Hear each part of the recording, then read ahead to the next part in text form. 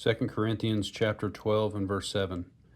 Lest I should be exalted above measure through the abundance of the revelations, there was given to me a thorn in the flesh, the messenger of Satan to buffet me, lest I should be exalted above measure. For this thing I besought the Lord thrice, that it might depart from me. And he said unto me, My grace is sufficient for thee, for my strength is made perfect in weakness.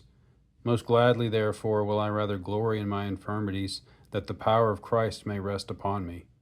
Therefore I take pleasure in infirmities, in reproaches, in necessities, in persecutions, in distresses for Christ's sake.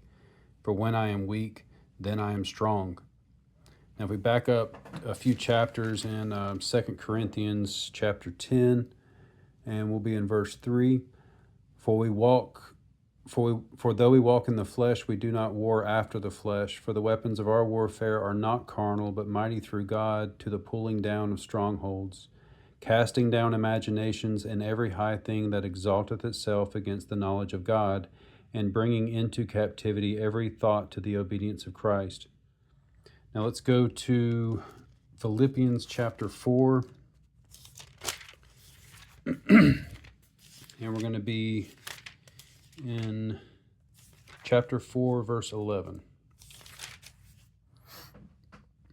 Not that I speak in respect of want, for I have learned in whatsoever state I am, therewith to be content. I know both how to be abased, and I know how to abound. Everywhere and in all things I am instructed both to be full and to be hungry, both to abound and to suffer need.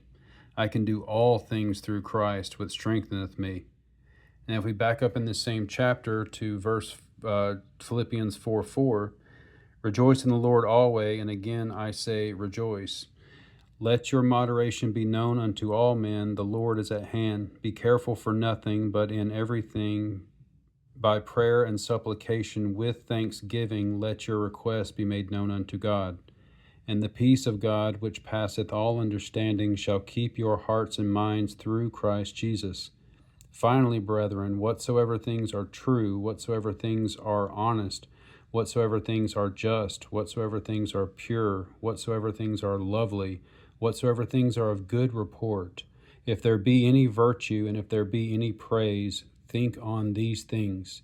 Those things which ye have both learned and received and heard and seen in me, do, and the God of peace shall be with you.